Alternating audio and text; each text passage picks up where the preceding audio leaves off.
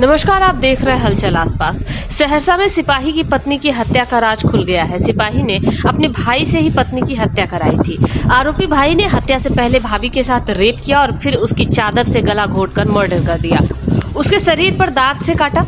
Police ने सिपाही मिलन कुमार और उसके छोटे भाई सुमित को अरेस्ट कर लिया है। दरअसल मृतका के पति मिलन कुमार की तैनाती चुनाव ड्यूटी में कैमूर में थी।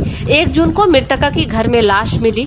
पुलिस की पत्नी के मर्डर का मामला था, लिहाजा जांच तेज हो गई। इलाके में लगे सीसीटीवी को खंगाला गया। पुलिस ने रेलवे स्टेशन पर लगे सीसीटीवी की भी जांच की। सीसीटीवी में आरोपी 1 जून की रात 11 बजे मुंह पर नकाब पहने जाते दिखा। बाद में उसने चेहरे से नकाब हटाया। आरोपी की इसी गलती ने पुलिस को बड़ा क्लू दे दिया। पुलिस ने उसे तुरंत पहचान लिया। वो सिपाही मिलन कुमार का भाई सुमित था।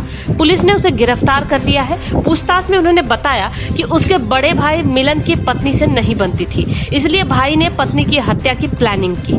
एसपी हिमांशु ने बुधवार को बताया कि मृतका के शरीर पर कई जगह दांत के निशान पाए गए थे। मृतका गर्भवती भी थी। पुलिस ने दुष्कर्म के बाद हत्या होना मानकर ही जांच की। पुलिस में रहने के कारण सिपाही ने अपने फुल प्लानिंग के तहत वारदात को अंजाम दिलवाया था।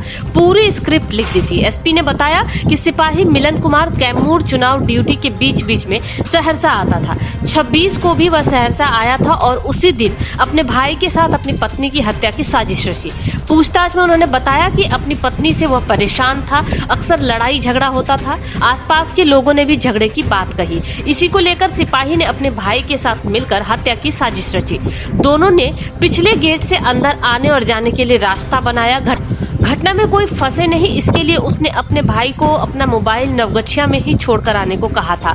सुमित ने अपने भाई के कहे अनुसार अपना मोबाइल छोड़कर भागलपुर से नवगछिया से बस से मानसी आया था और वहां से कोसी एक्सप्रेस पकड़कर सहरसा पहुंचा। स्टेशन से पैदल ही पुलिस केंद्र स्थित सरकारी क्वार्टर पहुंचा, जहां दुष्कर्म के बाद मुंह को चादर से ढककर गला घोंटकर हत्या कर भाग गया। एसपी ने बताया कि घटना की जांच चुनौतीपूर्ण थी। मामले के खुलासे के लिए उन्होंने कुल 5 एसआईटी गठित की। सभी अलग अलग काम में जुटे थे। इसी बीच टेक्निकल टीम घटना की रात स्टेशन से आने वाले रास्ते का 10 बजे से 3 बजे सुबह तक का सीसीटीवी फुटेज खंगाल रही थी और संदिग्ध की तलाश कर रही। एक कैमरे में एक संदिग्ध रात के 11-12 बजे के बीच दिखा। उसने अपना मुंह ढक रखा था। दूसरे सीसीटीवी फुटेज को खंगाला गया तो स्टेशन के पास उसके मुंह से नकाब हटा दिया, जिसके बाद उसकी पहचान सिपाही के भाई सुमित के रूप में हुई। दोनों को हिरासत में लिया गया। पूछताछ के बाद पूरे मामले का खुलासा हुआ।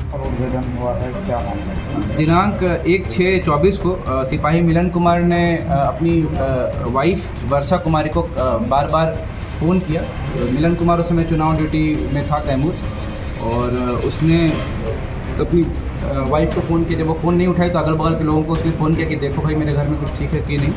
तो बगल के लोगों के द्वारा पाया गया कि उसके घर में कुछ घटना हुई है। तुरंत बड़े पदाधिकारी को सूचना मिली। इस सूचना प्राप्त करते ही हमें लगा कि अंदर मर्डर हुआ है, और उसके बाद हम लोगों ने एफएसएल टीम को बुलाया। एफएसएल टीम ने पूरी घटना की जाँच की, घटनास्थल की जांच की, और पाया कि वहाँ पे वर्षा कुमारी मृत पड़ी हुई हैं और उनके शरीर में जो है वो दुष्कर्म के भी साइंस हैं, दांत काटने के साइंस हैं।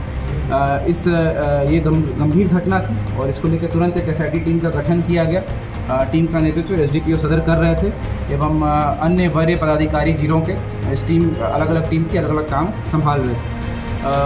इस टीम में एक टीम जो थी वो सीसीटीवी फुटेज देखने के लिए एक बनाई गई थी, और जो वर्षा कुमारी मृतक हैं उन्हें रात के 9 बजे तक देखा गया था उनके अगल बगल के लोगों के द्वारा, और 3 बजे से पुलिस लाइन में जो है वो वहाँ पे ड्यूटी पे लोग जाने लगते हैं। तो हमें लगा था कि जो घटना हुई है वो 9-10 बजे के बाद और 3 बजे से बीच में हुई है। इसी हिसाब से हम लोग सीसीटीवी फुटेज चेक करना शुरू किए शहर का। हमें कुछ संदिग्ध लोग दिखे। उस संदिग्ध लोग में जब हम लोगों ने गहन अनुसंधान किया तो पता चला कि उसमें से एक जो है वो मिलन कुमार का भाई सुमित कुमार है, जो कि भागलपुर जिला का रहने वाला है, रंगरा थाना क्षेत्र का।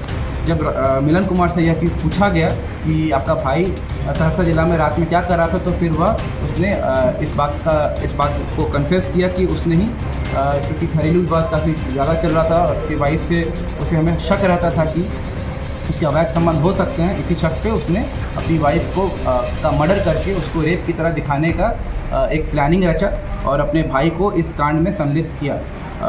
इसने यह भी सोचा था कि यह चूँकि चुनाव ड्यूटी में कैमूर में है तो इस पर शक नहीं जाएगा और इससे एक परफेक्ट एलिबाई क्रिएट हो जाएगा, लेकिन फिर भी हमारी टीम ने सकुशल अनुसंधान करके, वैज्ञानिक अनुसंधान करके इस चीज़ को नकार दिया। हम लोगों ने फॉरेंसिक टीम को ये बुलाया है, हमारे पास पर्याप्त टेक्निकल एवं बायोलॉजिकल साक्ष्य हैं ताकि इनकी कन्विक्शन दोनों भाइयों की हम लोग कर सकें। धन्यवाद। अरेस्टिंग किसकी हुई है? मिलन कुमार की हुई है और सुमित कुमार की हुई है, और इसमें जो कांड संख्या है वो 536/24 सदर में दर्ज किया गया है, जो धारा 302, 304B, 120B का है, लेकिन अनुसंधान में धारा परिवर्तन होंगे और बाकी सारे जो एविडेंसेस हैं, फैक्ट्स, वो सब अनुसंधान में हम लोग लाएंगे। धन्यवाद।